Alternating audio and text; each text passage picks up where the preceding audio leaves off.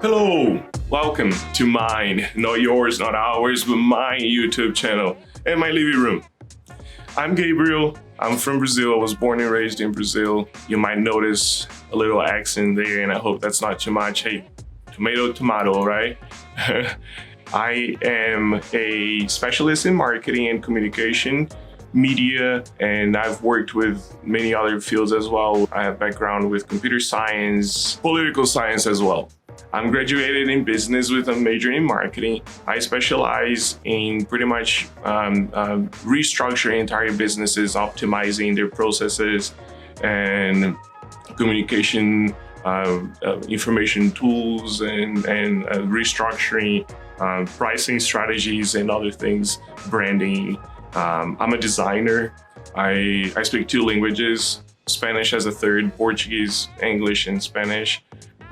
Spanish is more like an intermediary language. And you might be asking yourself, what is this YouTube channel going to be all about? What is Gabriel going to be talking about here? Why am I going to be watching him? Well, to be entirely honest, I'm not building this for a specific audience or anything. I talk a lot. Anyone that knows me privately knows that I'm really talkative. And lots of people have told me that I have lots to tell and that I should be doing this. And I mean, for years.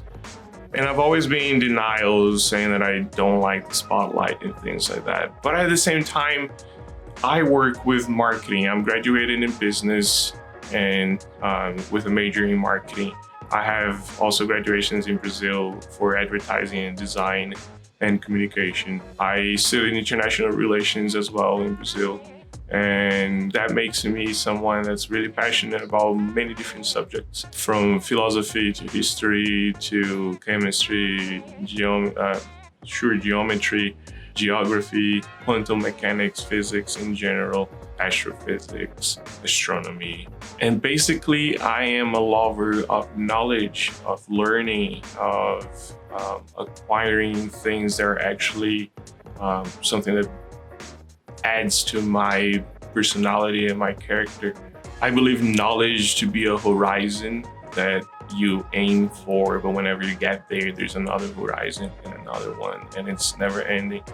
I believe myself to be a scientist of the whatever fields I'm working on at the moment.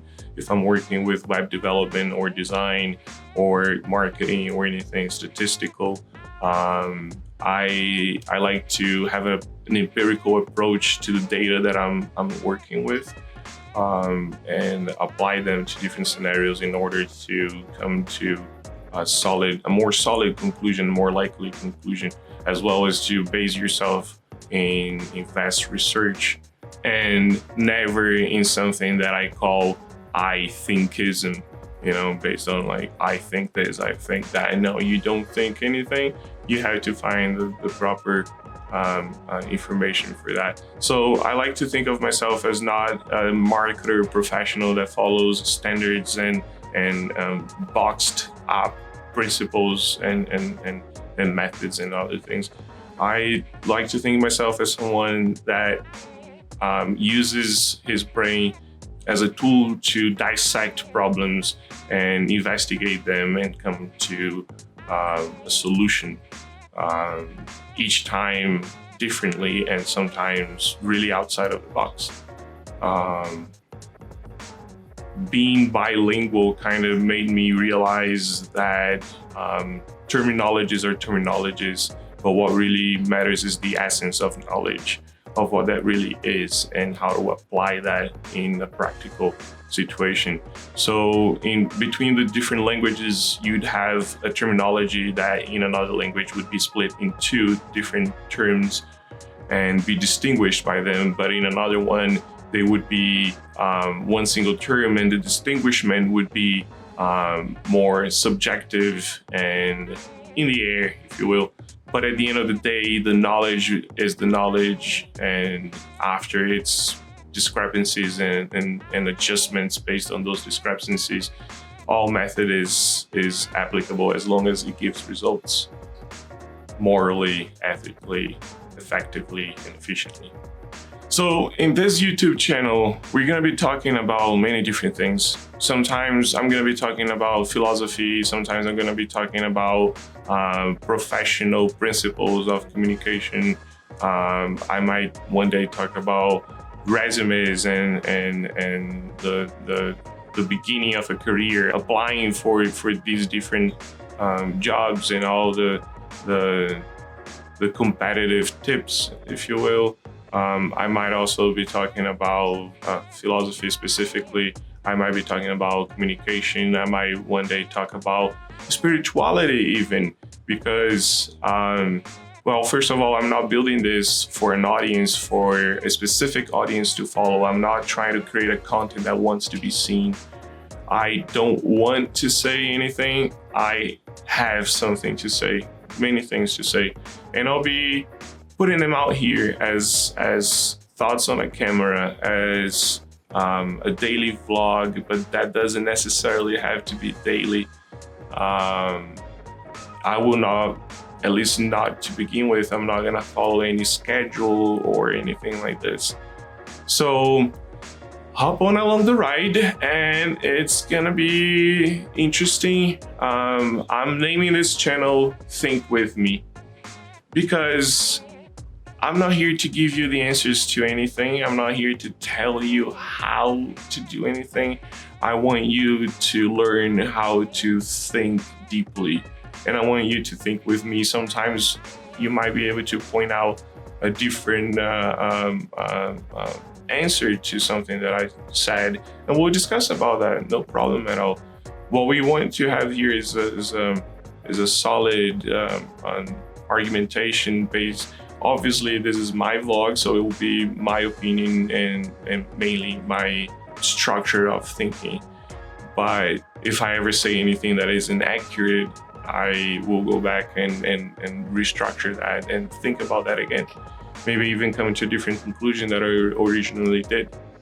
So that being said, here we are, and let's start. The first thing I'm going to be talking about is logic, because I think that it's one of the building blocks to understand communication, to understand learning, to understand even at some extension morality. So it's a great tool to have in your life. So let's talk about logic, shall we? So let's start by talking about what is logic. Well, logic is a really vast and complex subject. It's deeply studied and there are many different variations of it.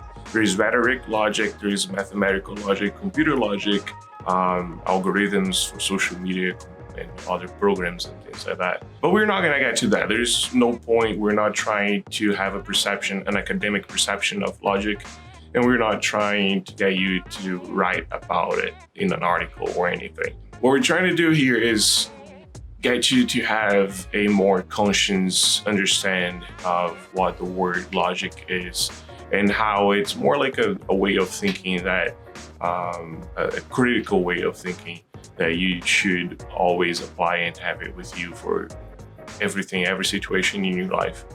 If you look online, you're gonna see a lot of information about logic, and it gets pretty complicated, it gets pretty technical and mathematical. But if you look for the essence definition of logic, you see that it deals with valid reasoning. And valid reasoning can be split pretty much into two branches: structured thought and well-structured thought. A well-structured thought is a logical argument that is based on previously known information that is accurate. So that means, for example, the basic structure for logic that you can use is if A is B and B is C, then A is C, right? So for example, if you say running water never runs stale, the Old Man River is running water, therefore the Old Man River never runs stale. Or if a small Russian nesting doll fits inside of a medium Russian nesting doll, And a medium Russian nesting doll fits inside of a big Russian nesting doll. Then a small Russian nesting doll fits inside of a big Russian nesting doll. But if you say something like running water does turn stale, the Old Man River is running water, therefore the Old Man River has turned stale. But if you go down there and you check it yourself, you see that it has not turned stale. So it's a false premise that can be tested and it can be proven wrong. If you know for sure the definition of those premises that you're basing your logic on before, you don't even need to go there to test it, to test the theory. And that's the power of logic in terms of allowing you to be more immune to fake news and other things. But that is only if you acquire knowledge, accurate knowledge that can be used to structure your reference base of knowledge when you're reading about something and, being critical about that. So a well-structured thought is a thought that it bases itself on solid arguments and solid previously known information. Simply a structured thought can be something that follows a logic but is not based on accurate information. Another name for a structured thought, but that it's not a well-structured thought, can be called the syllogism. A syllogism is a logic that not necessarily applies to the real situation. A really extreme illustrative way of making a syllogism would be, well, you make this movement with a cigarette, and you make the same movement with a fork. Cigarettes are bad for you, therefore forks are also bad for you because there is this correlation. So you get to the point of correlation and cause and other principles of logic. So it gets a lot deeper than this. And again, it doesn't hurt you to search for these things and try and learn about them and get perspective on these things. A really nice example, a really nice and simple example of syllogism would also be, if Pinocchio is a boy and every boy is real, then Pinocchio is real. You see, syllogism is not really a valid argument or valid reasoning because it does not follow premises that are accurate. But isn't logic something that we've always known and understood, or where did it start? So logic's birthplace was in ancient Greece. The ancient Greek were one of the first ones to use logic actively to structure their language, their thoughts, their arguments, their grammar, and their culture. The language Greek was and still is highly romantic and extremely descriptive. There are some influences from China, India, and some other places, but it is without a doubt that you can say that the main structure of that which we now understand as the principles of logic came from ancient Greece. And most importantly, because of the presence of one specific mind, Socrates. Now, Socrates was no pleasing figure to look at. He was reportedly always walking in torn out clothes and smelling bad. And it is said that he was as annoying as his looks. So you can tell by that he was constantly making questions, logical questions, to prove people's perception of that which they thought they knew. That type of questioning and that type of rhetoric, that type of dynamic in a conversation was called sophism. And basically what sophists did was winning an argument at any cost, even if that is necessary to lie and other things. So what historians and other philosophers argue is that sophists are only different from philosophers because sophists used to do that in ways of extortion and making money and other things, as to philosophers were only really looking for the essential truth of things. So Socrates was a sophist that you could not literally pay to get away. In a way, he would accept payments so as to continue living for the essential things. But he would offer those payments in exchange for knowledge. But that knowledge wasn't his because he never considered himself as a teacher. The concept of teaching was that knowledge would have to be passed down to someone else. But Socrates always said that he knew nothing. He's famous for the quote that says, "All I know is that I know nothing." So Socrates would approach people that supposedly knew a lot about specific areas, say a warrior, a soldier or something. And he would ask the soldier, "What is courage?" And then the soldier would say, "Well, obviously courage is standing put when the fear of battle comes and fighting and not giving up, you know." Obviously, his concept of courage would differ from people to people. So Socrates would ask, "But I'm not talking about only courage in battle. I'm talking about courage in sickness, in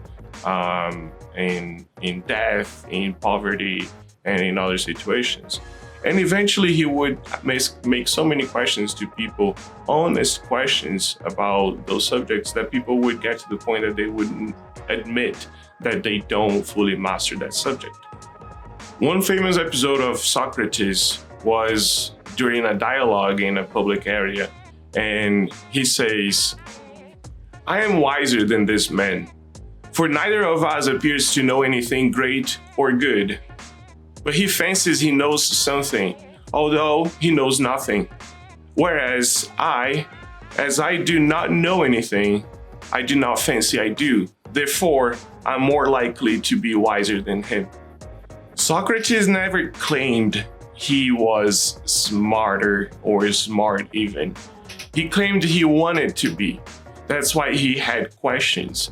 But he said that he would never stop having those questions because he would never stop learning.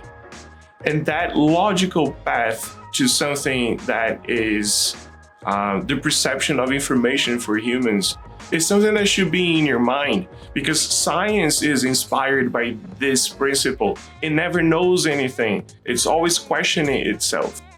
See how at the beginning it sounds like logic is just some combination of premises, but it's also the very structure of that which we call knowledge and learning and criticism and dissertation and science.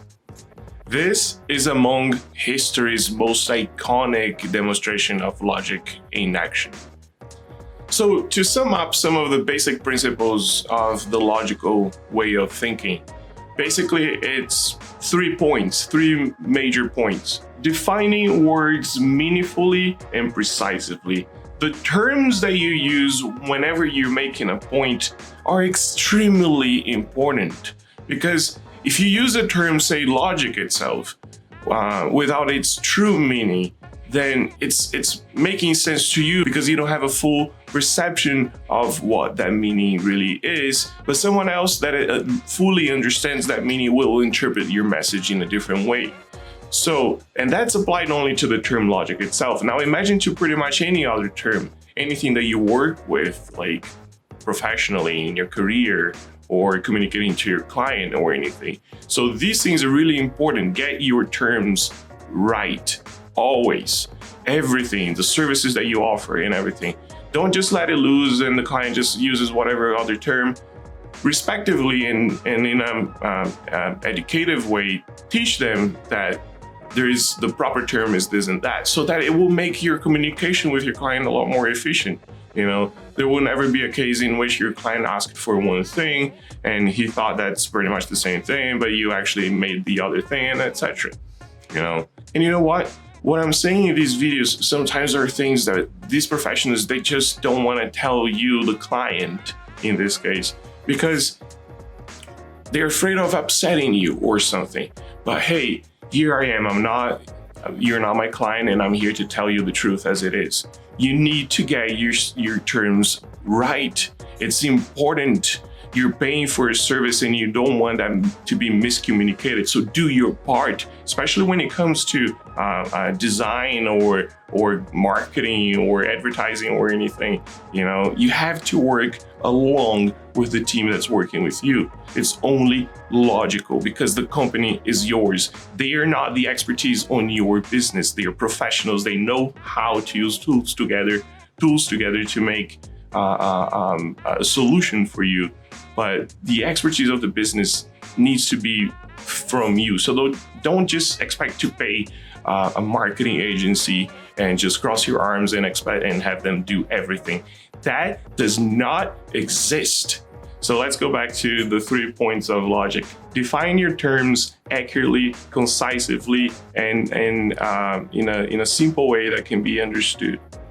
Sentences based on those terms that you specifically defined before. Building those sentences in a way that makes sense, that builds an argument. And lastly, but not least, very important, the third point is check for flaws. So make sure that your argument is solid, that it makes sense. And that's not just an argument. Sometimes you're just communicating to a client the mission for a marketing campaign, or sometimes you're just even defining to yourself exactly what that goal is going to be. You have to define those goals. It has to make a sense to an argument, and it has to be checked for flaws in the premises that it's based on. Logic shows us that we can be thoughtful and precise as to a way to build solid arguments and come to a specific conclusion that it's a lot more likely to be right rather than something that wasn't well thought.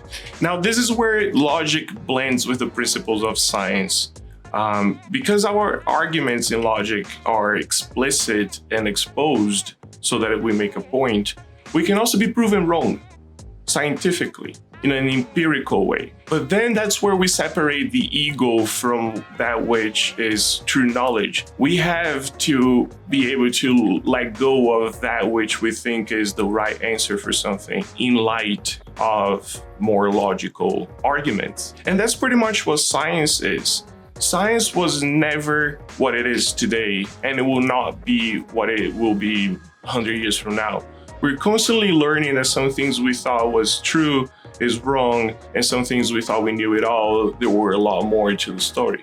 Because science is not a religion, it's not a cult or anything like this. Science is a way of thinking, a logical, empirical way of thinking. But it's also important that we make sure our arguments are not vague, because you can follow, again, something that is a structured thought, but not necessarily a well-structured thought. So you can point at the Sphinx in Egypt and you can say, this is a thing. It is a thing. This is a statue. It is a statue. But more precisely, the argument would be, this is a Sphinx. So even though sometimes it makes sense and the premises are not necessarily wrong, it can be vague. So we have to make sure to, again, structure our 3 points of logic based on well-defined terms and principles and sentences that actually produce a result that is more likely to be correct. When a scientist, for example, meteorologist, wonders about a specific area, I wonder what's the chance of rain in here? It can count on logical approach and empirical methods to observe and make conclusions based on these logical comparisons in order to get to a more accurate result. Historians as well use logic when they have to correlate historical events in order to make sense when if something was placed before or after something else. Even following other types of indications like carbon-14 testing to test for the age of that is something that would also add to their premises in order to get to a logical conclusion. If you arm yourself with these principles and you arm yourself with previously known knowledges. You can check for information, facts, observations that built a case and from which a conclusion was drawn. And you can tell if that is something that at least makes sense or not. For example, I might not know what protons are, but the reasoning and the whole explanation behind it does make entire sense if you know all the premises necessary to understand it. So if the reasoning really looks good based on all of this, then you're a lot more safe to be in the good waters of good information that you're consuming. So if you paid attention to what I said here and you understood the message, then you can pretty much conclude that logic has everything to do with the way of thinking, how we think about stuff. Hopefully you also understood that it has a lot more to do with the thinking part rather than the subject itself. So logic is applied to anything that you do, even without you fully controlling and knowing of all the premises and everything, but it's used for every field and everything you do and think. Now, just a question to kind of make you think too. Is logic describing how we think, or is it normative? Does it judge our reasoning through that normative approach? Well, most thinkers see logic as physics, the physics of thinking, the dynamics of thought. So it doesn't dictate as to what is right or wrong of a way of thinking, but it tells us how to think if we want to be reasonable and make sense of something. It literally means that since we can be logical or illogical, it's our choice to work on the version that we want to be. And I leave you with Socrates' last words, which says, "For I do nothing but go about persuading you all, old and young alike, not to take thought for your persons and your properties, but first and chiefly to care about the greatest improvement of the soul. I tell you that virtue is not given by money, but that from virtue can come money and every other good of man, public as well as private. This is my teaching, and if this is the doctrine which corrupts the youth, my influence is ruinous indeed. But if anyone says that this is not my teaching, he is speaking an untruth. Wherefore, O men of Athens, I say to you, either quit me or not, but whatever you do, know that I shall never alter my ways, not even if I have to die many times. The hour of departure has arrived, and we go our ways, I to die and you to live. Which is better, only God knows." Thanks for watching.